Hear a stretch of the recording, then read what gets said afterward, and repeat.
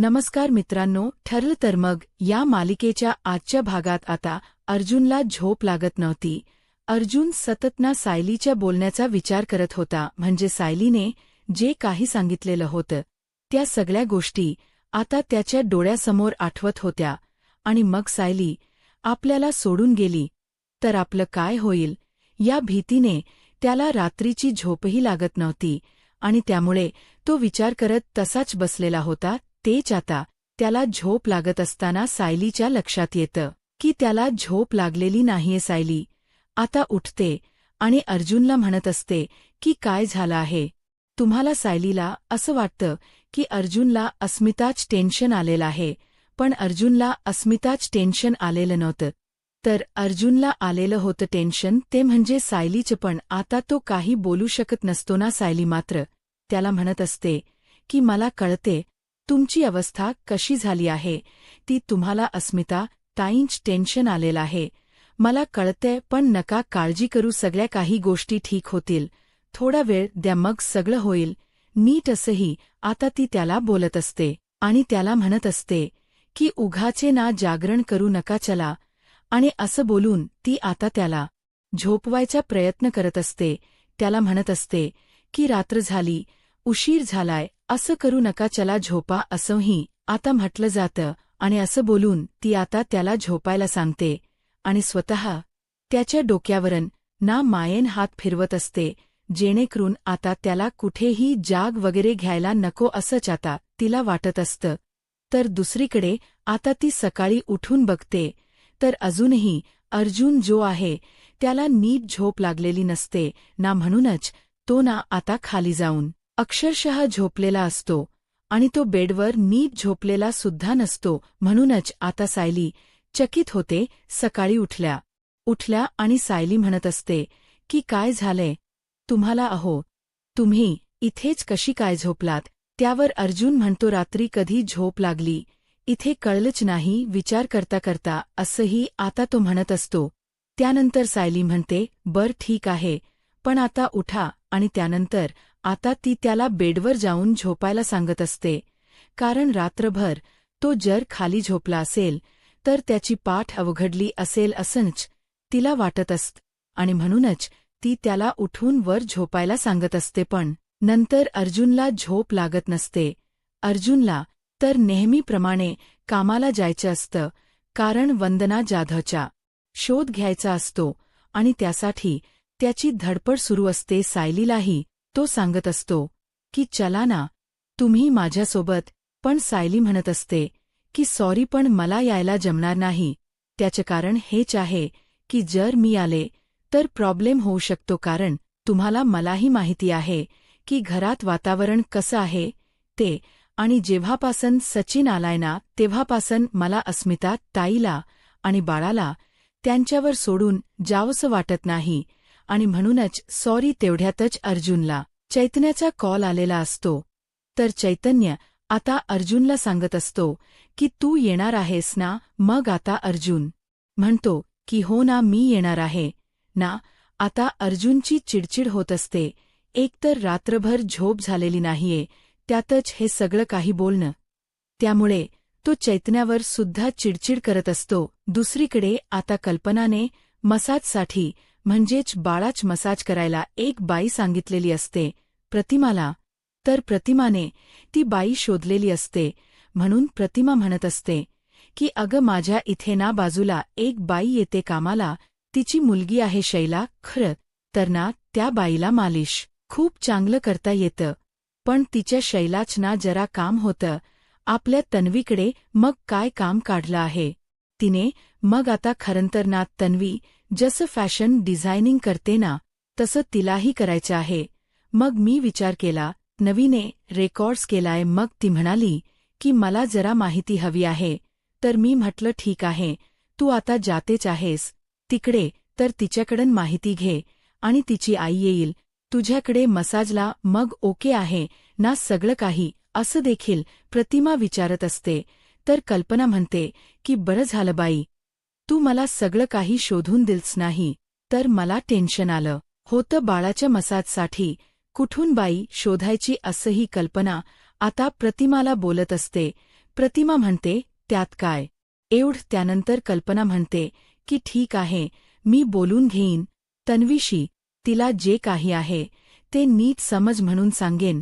मग आता प्रतिमा आणि कल्पना यांचं जे बोलणं असतं ते सुरू असत, कारण त्यांच्या नेहमीप्रमाणे गप्पा सुरू असतात. पण प्रतिमाला असंच वाटत असतं की कल्पनाने आपल्याला ह्या मदत करायला हवी, कारण तिला असं वाटत असतं की तन्वी माहिती आहे ना, तन्वीचा स्वभाव कसा आहे, परत समोरचा माणूस आलाय आणि त्याचा अपमान करायचं हे तिच्याबरोबर माहिती असतं, म्हणूनच ती समजवत असते की तू तेवढं मॅनेज कर.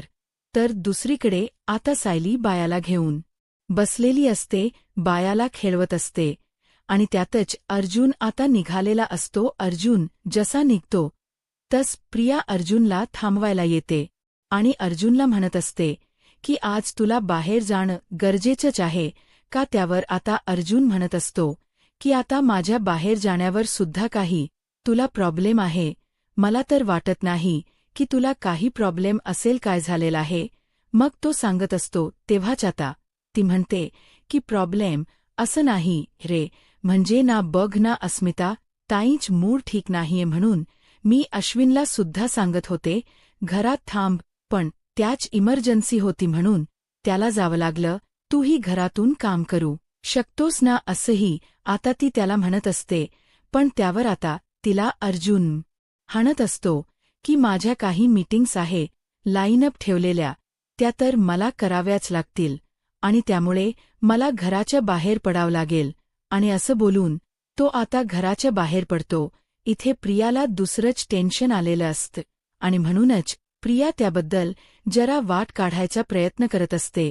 पण दुसरीकडे मात्र आता जी सायली असते ना, ती मात्र प्रियाला चांगलाच टोमणा देते आणि म्हणत असते की काय चाललंय प्रिया, तुझं मला कळते, तुझं पण आता घरातल्या कामाकडे लक्ष दे.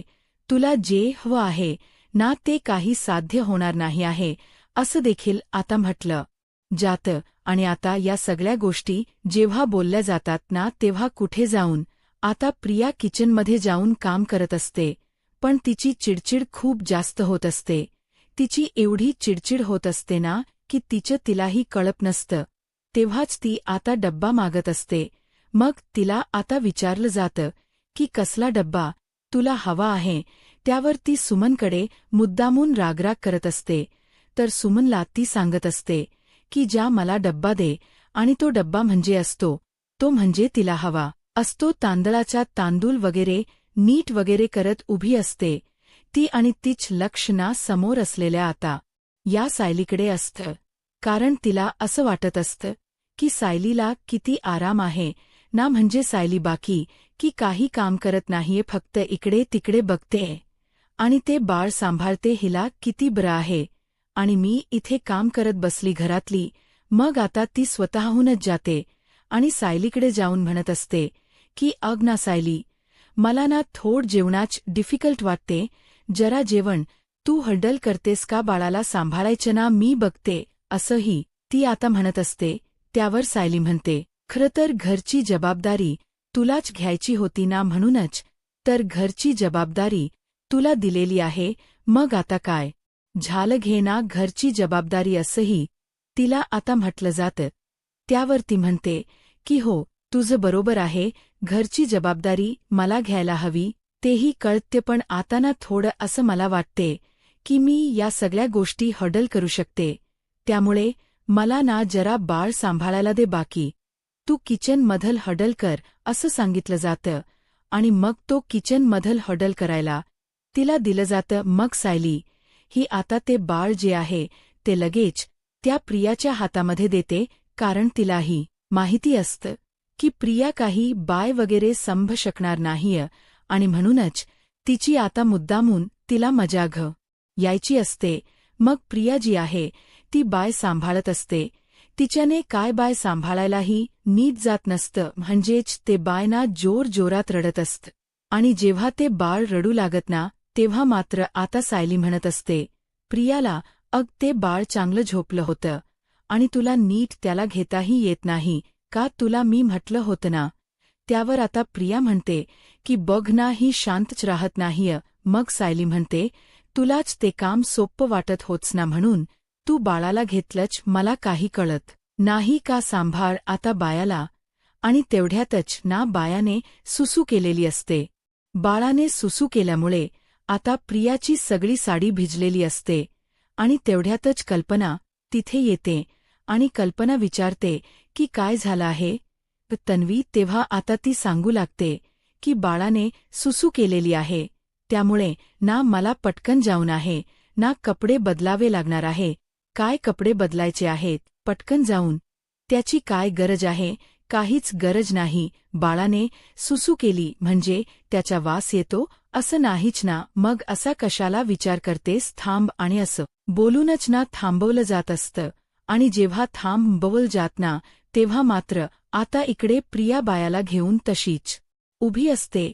प्रियाला सांगितलं जातं, सायली म्हणते की तूच आता हे सगळं हडल करायचं ठरवलं होतस ना, मग आता तूच करायचं आहेस हे सगळं हडल, आम्ही काही ऐकणार नाहीये, जा पटकन.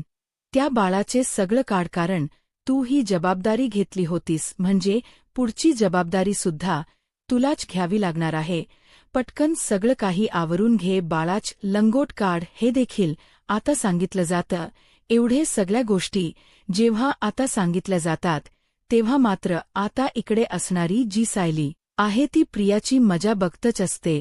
तर प्रिया जी आहे ती मात्र आता हळूच का होई ना ते लंगोट बाजूला करायचा प्रयत्न करत असते.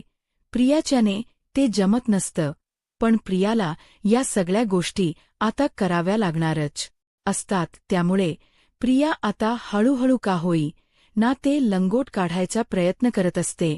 ते लंगोट तर तिच्याकडून काढून होतं. मग त्यानंतर आता ती म्हणत असते की मला माझ्याने ना हे बाळ काही संभायला जाणार नाही आहे, सो प्लीज तुम्ही मला जरा समजून घ्या. मग आता ती म्हणते की मी पटकन ना साडी बदलून येते सायली, या बाळाच पुढचं बघ, काहीत मला नाही वाटत याला मी सांभाळू शकेल आता एवढ्या लवकरच.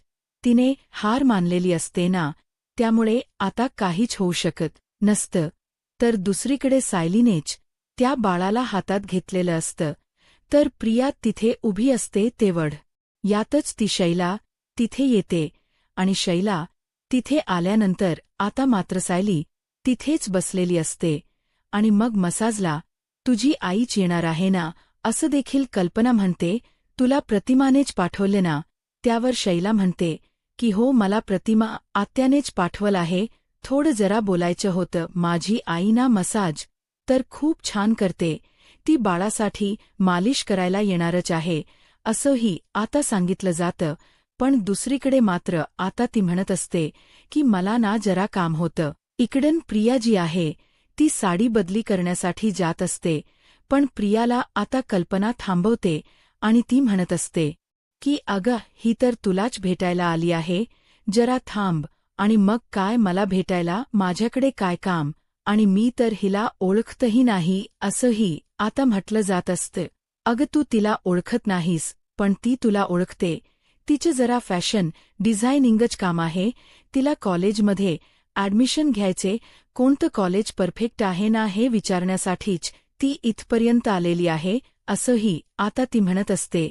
मग त्यावर मात्र आता सायली म्हणत असते की आता खरी मजा येणार आहे. आता तिला माहिती असतं की ही काय काय काय उत्तर देतात हे बघायचे असतात. तर इकडे दुसरीकडे वंदना जाधव जे ऑफिसमध्ये ये काम करायची ना पनवेल महानगरपालिकेमध्ये, तिथे आता अर्जुन आणि त्याचसोबत चैतन्य गेलेले असतात. आणि संध्याची माहिती गोळा करण्याचे काम ते दोघेही जण करत असतात. वेळेला वंदना जाधवबद्दल इन्फॉर्मेशन ते काढत असतात. तर वंदना जाधवची इन्फॉर्मेशन काढत असताना त्यांना कळत की वंदना काही आता इथे काम करत नाही आहे, कारण वंदना खूप वर्षांपूर्वी काम करायची, पण आता वंदनाने ते काम सोडलेलं आहे हे त्यांच्या बोलण्यातून स्पष्टपणे दिसत असतं. त्यावर तुमच एवढं वंदनाकडे काय काम होतं इमर्जन्सीमध्ये, पण तुम्हाला तिच्या काही ॲड्रेस वगैरे माहिती आहे का, किंवा ती कुठे काम करते याबद्दल काही माहिती आहे का, ही सुद्धा इन्क्वायरी केली जात असते. पण आता तिथे असणारे जे कर्मचारी असतात ना ते म्हणत असतात की नाही, पण आम्हाला अशी माहिती देता येणार नाही. आणि मुळात आहे ना, खरं तर त्यांचे ते पुढे काय कुठे गेले आहे ते मुळात आम्हाला माहीतही नाही आहे. त्यामुळे सॉरी असंही आता म्हटलं जात असतं. दुसरीकडे आता इकडे शैलाला आलेली असते ना, तिला प्रियाकडन सगळी माहिती हवी असते. म्हणजेच प्रियाकडन तिला जाणून घ्यायचं असतं की तिने कोणत्या कॉलेजमधना हे फॅशन डिझायनिंगचा कोर्स केला आहे. मग ती एचएस कॉलेज असं सांगू लागते. एचएस कॉलेज का? ते तर खूप मोठं कॉलेज आहे असं शैला म्हणते. हो, ते खूप मोठं कॉलेज आहे. खरं तर तिथे माझं ॲडमिशन ना बऱ्याच मुश्किलीने झालं होतं असंही खोट आता ती सांगत असते. जेव्हा आता या सगळ्या गोष्टी ती सांगत असते ना, तेव्हा मात्र शैला तिच्याकडे अजून इन्फॉर्मेशन काढायचा प्रयत्न करत असते. कारण शैलाला माहिती असतं ना बरंच या फॅशन डिझायनिंगबद्दल, आणि म्हणूनच ती विचार करत असते की नक्कीच ना या प्रियाने एवढा कोर्स केला आहे म्हणजे प्रियाला माहिती असेल. मग ती विचारत असते की तू कशामध्ये केला, थ्रेडवर्क असं वगैरे काही ना काही विचारत असते. म्हणजे ज्या काही फॅशन डिझायनिंगच्या जे काही कोर्सेस आहे त्याबद्दल डिटेलमध्ये माहिती ती विचारत असते. पण प्रियाला कुठे माहिती असतं. प्रिया म्हणत असते की मी पार्टीवेअरमध्ये केलेलं आहे. मग पार्टीवेअर हे ऐकूनच थोड चकित व्हायला झालेलं असतं. पण आता काय करणार, शांत राहूनच आता त्यांना गप्प बसावं लागत असतं. पण इकडे मात्र प्रिया म्हणत असते की अगं माझ्याकडून तू एवढी इन्फॉर्मेशन घेतेस, तुला काही माझ्याकडून शिकून घ्यायच का, कॉलेजला जायचं नाहीये का उगाच? आता प्रिया हे सगळं काही बोलत असते. आणि त्याच वेळेला एक काम कर, तू कॉलेजमध्येच ॲडमिशन घे, बऱ्याच गोष्टी तुला कळतील. आणि जर काही अडलं ना तर तुम्हाला विचार, मी आहेस तुला सांगायला. असंही आता खोट प्रिया का होई ना बोलत असते. कारण प्रियाला माहिती आहे की या पॉइंटला आपल्याला हेच असं खोट बोलावं लागणार आहे. कारण तिच्याकडे ऑप्शन नाही उरलेला आहे. कारण जर आता ह्या मुलीने अजून माहिती गोळा करायचा प्रयत्न केला तर ते काही आता तिला जमणार नव्हतं. आणि त्यामुळेच ना तिची पंचायत झालेली होती. पण दुसरीकडे सायलीला संशय आलेला होता प्रियाकडे बघून. कारण प्रिया जी आहे ती उत्तर कॉन्फिडन्सली देत नव्हती. आणि त्यामुळेच ना आता तिला काय उत्तर द्यावी हे कळत नव्हतं. तर दुसरीकडे मात्र आता पाहायला मिळत असतं की येली कल्पनाच्या समोरच प्रियाला विचारत असते की काय या सगळ्याबद्दल तू तर आमच्याशी कधीच काही बोलली नाही. ती तुला काही विचारते, दे ना तिच्या प्रश्नांची उत्तर, असं देखील आता सायली म्हणत असते. त्यावर आता प्रिया त्या शैलाचा अपमान करते आणि म्हणत असते की अगं सायली, हिला ना जमणार नाही. कारण आहे ना ते कॉलेज खूप जास्त महागड आहे आणि हिला त्या महागड्या कॉलेजमध्ये थोड ना एवढं सगळं करता येणार आहे. आणि म्हणूनच मला असं वाटलं. आणि तीही जेव्हा या सगळ्या गोष्टी बोलते ना तेव्हा आता हो, तुम्ही म्हणताय ते अगदी बरोबर आहे, कॉलेज महागड असेल पण मी माझ्या परीन शिकायचा प्रयत्न करीन. पण तुम्ही मला बरीच माहिती दिली आणि अजून काही माहिती हवी असेल तर मी तुमच्याकडे नक्कीच विचारेन, असंही शैल आता म्हणत असते. त्यावर आता प्रियाही म्हणत असते की ठीक आहे, पण आता तिकडन प्रियाला पळायचं असतं. कारण तिला तर निमित्त हो असतं साडी बदली करायचं. पण आता तिला सांगितलं जात ती साडी सुकलेली सुद्धा आहे. कल्पना स्वतः ती साडी बघते. कारण तिला आता या प्रश्नांपासून सुटकारा हवा असतो आणि त्याचसाठी ती तिकडन पळ काढायचा प्रयत्न करत असते. पण कल्पना तिला म्हणते की साडी सुकली, पण त्यापेक्षा एक काम कर अस्मिता, तिच्या नव्याला कॉफी देऊन ये. कारण विमलने ती कॉफी तयार केलेली होती. मग प्रियाला तिकडन सटकायला भेटत असतं. त्यातच तिची खूप जास्त मजा झालेली असते. ती म्हणते की ठीक आहे, कुठे ठेवली कॉफी, मला सांगा, मी पटकन घेऊन जाते. मग आता इकडे विमल सांगते की मी किचनमध्ये कॉफी तयार करून ठेवलेली आहे. आणि मग ती कॉफी लगेचच प्रिया घ्यायला जाते. मग इथे शैला जी आहे ती मात्र कल्पनाला सांगत असते की माझी आई दुपारपर्यंत येईल आणि मग बाळाला मसाज करेल. तुम्ही पायी काही काळजी करूच नका. इकडे प्रिया कॉफीचे मग वगैरे घेऊन पोहोचलेली असते आणि जेव्हा कॉफीचे मग घेऊन ती बाहेर पोहोचलेली असताना तिकडन आता सचिन जात असतो. तर सचिनला ती अडवायचा प्रयत्न करत असते आणि सचिनला म्हणत असते की कुठे चालला आहेस तू, अरे थांब. अर्थात आणि त्याच वेळेला ही कॉफी घेऊन ज्या कारण एवढी कॉफी बनवलेली आहे, पण जे काही आता इकडे प्रियाचं गोडगोड वागणं असतं ना, त्यावर मात्र आता या सचिनला संशय आलेला असतो आणि सचिन जो आहे तो म्हणत असतो की तू बाकी घरात इतर लोकांना फसवू शकतेस, पण मला फसवू शकत नाही. मला माहिती तुझी नाटक सगळी काही. असं देखील तो आता डायरेक्टली तिला बोलत असतो. त्यावर प्रिया घाबरते. प्रिया विचार करते की ह्या साक्षीने माझ्याबद्दल ह्याला नेमकं काय काय सांगितलं असेल. असाच विचार ना तिच्या मनामध्ये आता येऊ लागलेला असतो आणि त्यामुळेच ना तिकडे तिकडे बघत असते आणि तेव्हाच ती म्हणत असते की मला कळत्य की तू मला काय बोलू पाहतोयस, पण तुला एक सांगू का, खरं तर ना मला तुझ्यासोबत बोलायचं होतं. साक्षीला फोन करायचा आहे. साक्षीला तुझ्यासोबत बोलायचं आहे. तिच्याशी जरा बोलून घेतोस का? ठीक आहे, दे माझ्या तुझ्या फोनवरनं फोन लावून, कारण माझ्या फोनवरनं मी फोन लावणार नाहीये, असंही सचिन म्हणतो. आणि मग सचिन प्रियाकडून तिचा फोन घेतो आणि तिच्या फोनवरनंच साक्षीसोबत बोलत असतो. साक्षीला म्हणत असतो की काळजी करू नकोस, सगळं काही ओके आहे आणि तुला जर भीती वाटत असेल तर टेन्शन घेऊ नको. आपल्या प्लॅन नुसार सगळं काही ब्युटीफुल चाललेलं आहे, असं देखील तो साक्षीला म्हणतो. माझी काळजी करू नको असं म्हणत फोन ठेवतो. त्यानंतर आता इकडे जी प्रिया असते ना, ती प्रिया मात्र आता त्याच याकडून पैसे मागत असते.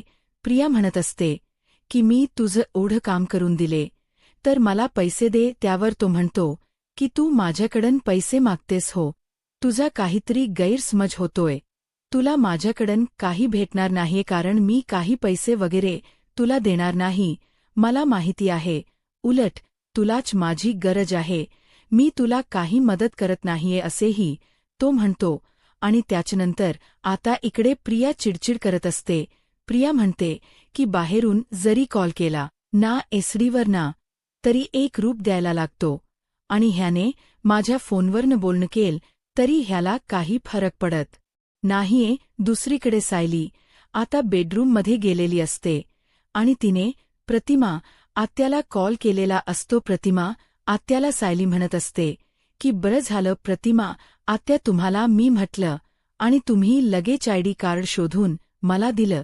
त्यावर प्रतिमा आत्या म्हणते की तू जो काही करतेस ना ते मला कळतंय, कारण मला असं वाटतं ना की आमच्या मुलीने देखील व्यवस्थित असायला हवं. तिने काय कोर्स केला या सगळ्याबद्दलची माहिती असायला हवी आणि मला ना तिच्याकडे बघून असं वाटतंय की तिने काही कोर्स वगैरे. आता सायली विचार करत असते की लवकरात लवकर हिचा पर्दाफाश करायचा. आता पुढे काय होईल हे पाहायला आत्ताच माझा महाराष्ट्र या यूट्यूब चॅनलला सबस्क्राईब करा. धन्यवाद.